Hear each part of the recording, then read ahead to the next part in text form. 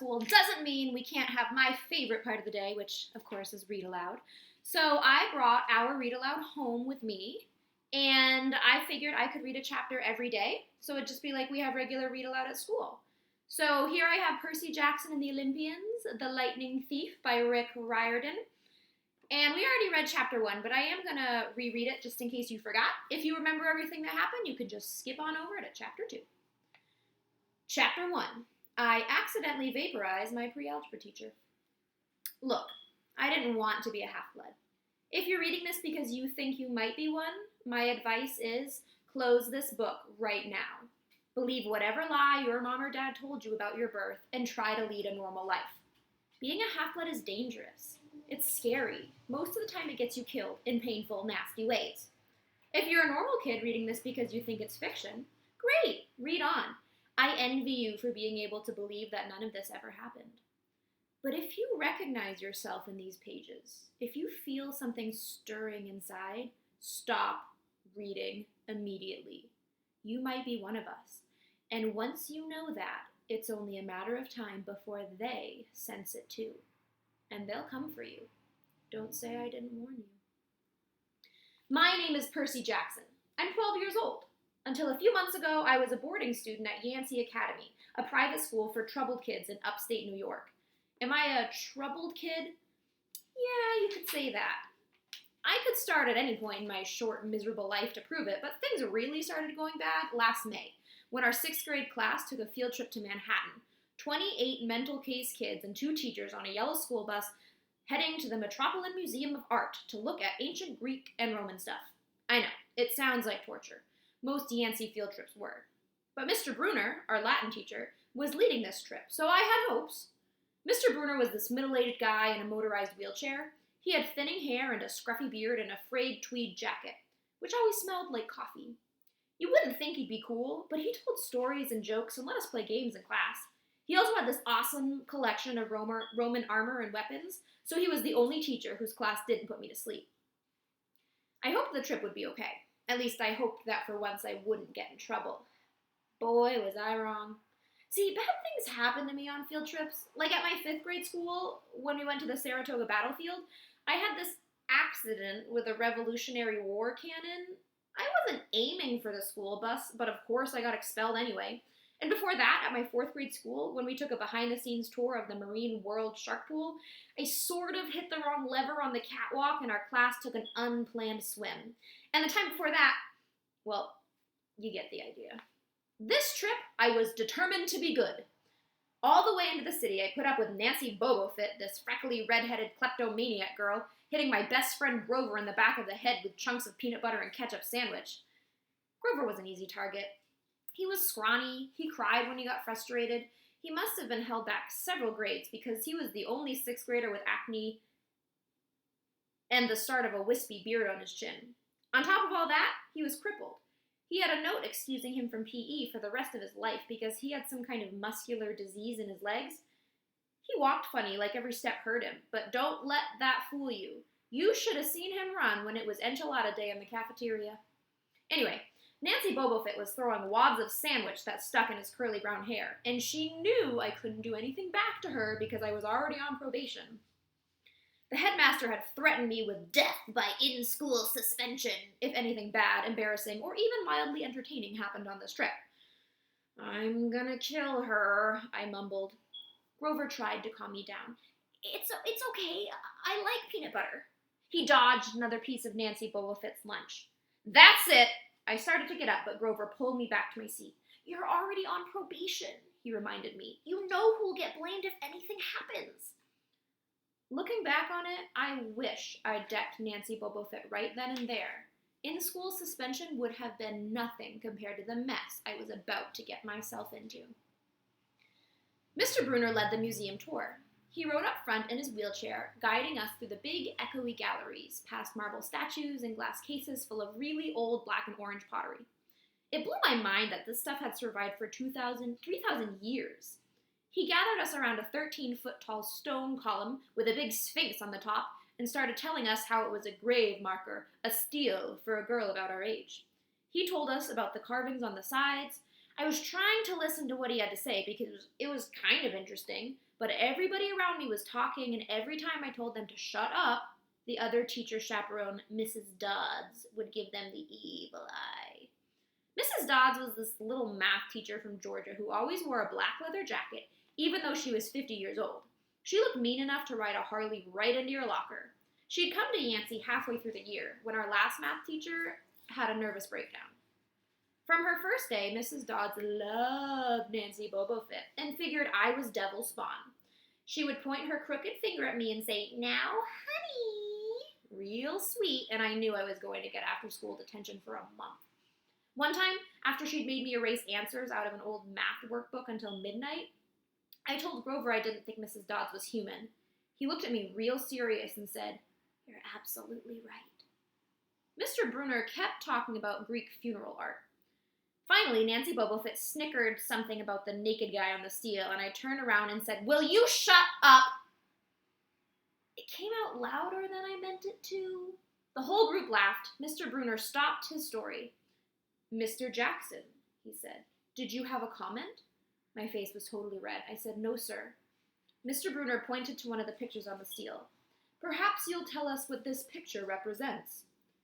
I looked at the carving and felt a flush of relief because I actually recognized it. "That's Kronos eating his kids, right?" "Yes," said Mr. Brunner, obviously not satisfied. "And he did this because..." Well, I racked my brain to try to remember. "Kronos was the king god and..." "God?" Mr. Brunner asked. "Titan," I corrected myself. "And he didn't trust the kids who were the gods, so, Kronos ate them, right? But his wife hid baby Zeus and gave Kronos a rock to eat instead, and later when Zeus grew up, he tricked his dad Kronos into barfing up his brothers and sisters." "Ew!" said one of the girls behind me. "And so there was this big fight between the gods and the Titans," I continued, "and the gods won." Some snickers from the group. Behind me, Nancy Bobofit mumbled to a friend, "Like we're going to use this in real life? Like it's going to say on our job applications, 'Please explain why Kronos ate his kids'?" "And Mr. Jackson," Mr. Brunner said, "to paraphrase Miss Bobofit's excellent question, why does this matter in real life?" "Busted," Grover muttered. "Shut up," Nancy hissed, her face even brighter red than her hair. At least Nancy got packed too. Mr. Brunner was the only one who ever caught her saying anything wrong. He had radar ears. I thought about his question and shrugged. "I don't know, sir." "I see." Mr. Brunner looked disappointed. "Well, have credit, Mr. Jackson. Zeus did indeed feed Kronos a mixture of mustard and wine, which made him disgorge his other 5 children, who, of course, being immortal gods, had been living and growing up completely undigested in the Titan's stomach. The gods defeated their father, sliced him to pieces with his own scythe, and scattered his remains in Tartarus, the darkest part of the underworld. On that happy note, it's time for lunch. Mrs. Dodds, would you lead us back outside?" The class drifted off, the girls holding their stomachs and the guys pushing each other around and acting like doofuses. Grover and I were about to follow Mr. Brunner when he said, "Mr. Jackson." I knew what was coming. I told Grover to keep going. Then I turned toward Mr. Brunner. "Sir?" Mr. Brunner had this look that wouldn't let you go. Intense brown eyes that could have been 1,000 years old and had seen everything. "You must learn to answer my question," Mr. Brunner told me. "About the Titans? About real life, and how your studies apply to it." "Oh. What you learn from me," he said, "is vitally important. I expect you to treat it as such. I will accept only the best from you, Percy Jackson." I wanted to get angry. This guy pushed me so hard. I mean, sure, it was kind of cool on tournament days when he dressed up in a suit of Roman armor and shouted, "What ho!" and challenged us, sword point against chalk, to run to the board and name every Greek and Roman person who had ever lived, and their mother, and what god they worshipped. But Mr. Brunner expected me to be as good as everybody else, despite the fact that I have dyslexia and attention deficit disorder, and I had never made above a C- in my life. No, he didn't expect me to be as good. He expected me to be better, and I just couldn't learn all those names and facts, much less spell them correctly. I mumbled something about trying harder. While Mr. Brunner took one long, sad look at the steel, like he'd been at this girl's funeral. He told me to go outside and eat my lunch. The class gathered on the front steps of the museum, where we would watch the foot traffic along Fifth Avenue. Overhead, a huge storm was brewing, with clouds blacker than I'd ever seen over the city. I figured maybe it was global warming or something, because the weather all across New York State had been weird since Christmas. We'd had massive snowstorms, flooding, wildfires from lightning strikes. I wouldn't have been surprised if this was a hurricane blowing in. Nobody else seemed to notice. Some of the guys were pelting pigeons with Lunchables crackers. Nancy Bobofit was trying to pickpocket something from a lady's purse. And of course, Mrs. Dodds wasn't seeing a thing. Grover and I sat on the edge of the fountain away from the others. We thought that maybe if we did that, everybody wouldn't know we were from that school. The school for loser freaks who couldn't make it elsewhere. Detention? Grover asked. Nah, I said, not from Bruner. I just wish she'd lay off me sometimes. I mean, I'm not a genius. Grover didn't say anything for a while. Then, when I thought he was going to give me some deep, philosophical comment to make me feel better, he said, Can I have your apple? I didn't have much of an appetite, so I let him take it. I watched the stream of cabs going down Fifth Avenue and thought about my mom's apartment, only a little ways uptown from where we sat. I hadn't seen her since Christmas. I wanted so bad to jump in a taxi and head home. She'd hug me and be glad to see me, but she'd be disappointed too. She'd send me right back to Yancey, reminding me that I had to try harder, even if this was my 6th school in 6 years, and I was probably going to be kicked out again. I wouldn't be able to stand that sad look she'd give me. Mr. Bruner parked his wheelchair at the base of the handicap ramp. He ate celery while he read a paperback novel. A red umbrella stuck out from the back of his chair, making it look like a motorized cafe table. I was about to unwrap my sandwich when Nancy Bobofit appeared in front of me with her ugly friends. I guess she'd gotten tired of stealing from the tourists and dumped her half-eaten lunch in Grover's lap. Oops, she grinned with her crooked teeth. Her freckles were orange as if somebody had spray-painted her face with liquid Cheetos. I tried to stay cool. The school counselor had told me a million times, count to 10, get control of your temper. But I was so mad, my mind went blank. A wave roared in my ears. I don't remember touching her, but the next thing I knew, Nancy was sitting on her butt in the fountain screaming, Percy pushed me! Mrs. Dodds materialized next to us. Some of the kids were whispering, Did you see the water? Like it grabbed her? I didn't know what they were talking about. All I knew was that I was in trouble again. As soon as Mrs. Dodds was sure poor little Nancy was okay, promising to get her a new shirt at the museum gift shop, etc., etc., Mrs. Dodds turned on me. There was a triumphant fire in her eyes, as if I'd done something she'd been waiting for all semester. Now, honey, I know, I grumbled, a month erasing workbooks. That wasn't the right thing to say. Come with me, Mrs. Dodds said. Wait, Grover yelped. It was me. I pushed her. I stared at him, stunned. I couldn't believe he was trying to cover for me. Mrs. Dodds scared Grover to death. She glared at him so hard his whiskery chin trembled. I don't think so, Mr. Underwood, she said. But you will stay here. Grover looked at me desperately. It's okay, man, I told her. Thanks for trying. Honey, Mrs. Dodds barked at me. Now! Nancy Bobofit smirked. I gave her my deluxe, I'll kill you later stare. Then I turned to face Mrs. Dodds, but she wasn't there. She was standing at the museum entrance, way at the top of the steps, gesturing impatiently at me to come on. How'd she get there so fast? I have moments like that a lot, when my brain falls asleep or something, and the next thing I know, I've missed something, as if a puzzle piece fell out of the universe and left me staring at the blank place behind it. The school counselor told me this was part of my ADHD, my brain misinterpreting things. I wasn't so sure. I went after Mrs. Dodds. Halfway up the steps, I glanced back at Grover. He was looking pale, cutting his eyes between me and Mr. Bruner, like he wanted Mr. Bruner to notice what was going on. But Mr. Bruner was absorbed in his novel. I looked back up. Mrs. Dodds had disappeared again. She was now inside the building at the end of the entrance hall. Okay, I thought. She's going to make me buy a new shirt for Nancy at the gift shop.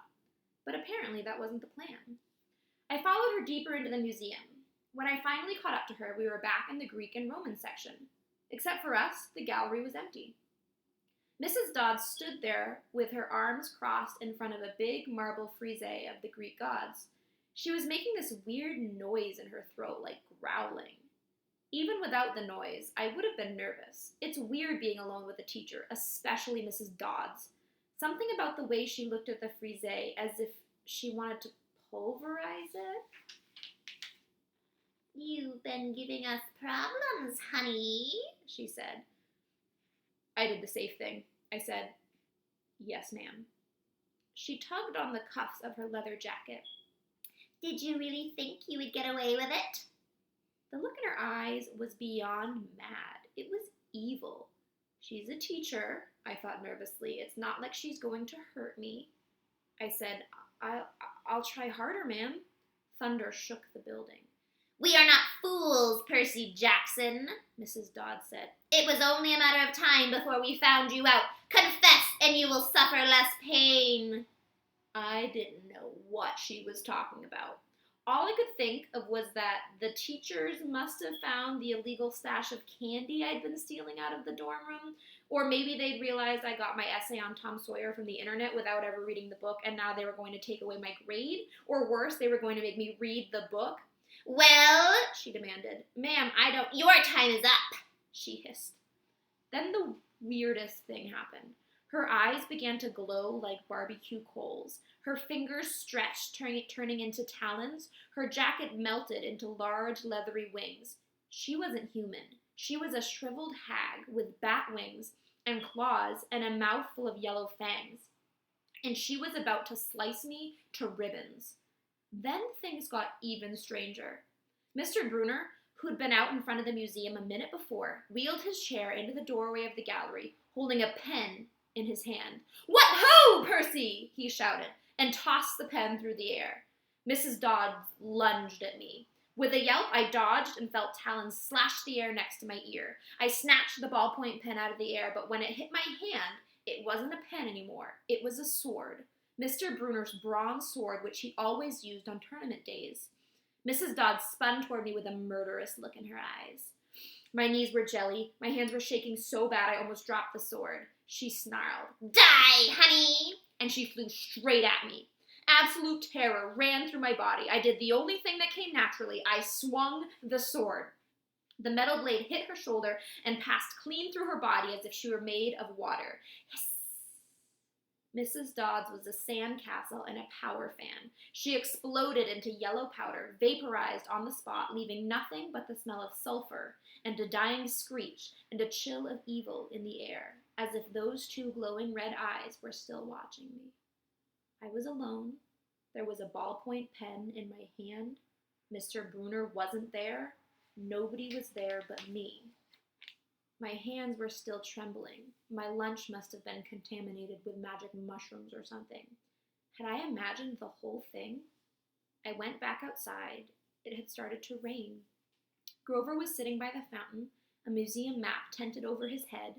Nancy Bobofet was still standing there, soaking from her swim in the fountain, grumbling to her ugly friends. When she saw me, she said, "I hope Mrs. Kerr whipped your butt."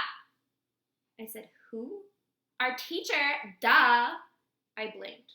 We had no teacher named Mrs. Kerr. I asked Nancy what she was talking about. She just rolled her eyes and turned away. I asked Grover where Mrs. Dodds was. He said, "Who?" But he paused first, and he wouldn't look at me. So I thought he was messing with me. "Not funny, man," I told him. "This is serious." Thunder boomed overhead. I saw Mr. Brunner sitting under his red umbrella reading his book as if he'd never moved. I went over to him. He looked up a little distracted. "Ah, that would be my pen. Please bring your own writing utensil in the future, Mr. Jackson." I handed Mr. Brunner his pen. I hadn't even realized I was still holding it. "Sir," I said, "where's Mrs. Dodds?" He stared at me blankly. "Who?" "The other chaperone, Mrs. Dodds, the pre-algebra teacher." He frowned and sat forward, looking mildly concerned. "Percy, there is no Mrs. Dodds on this trip. As far as I know, there has never been a Mrs. Dodds at Yancey Academy. Are you feeling all right?"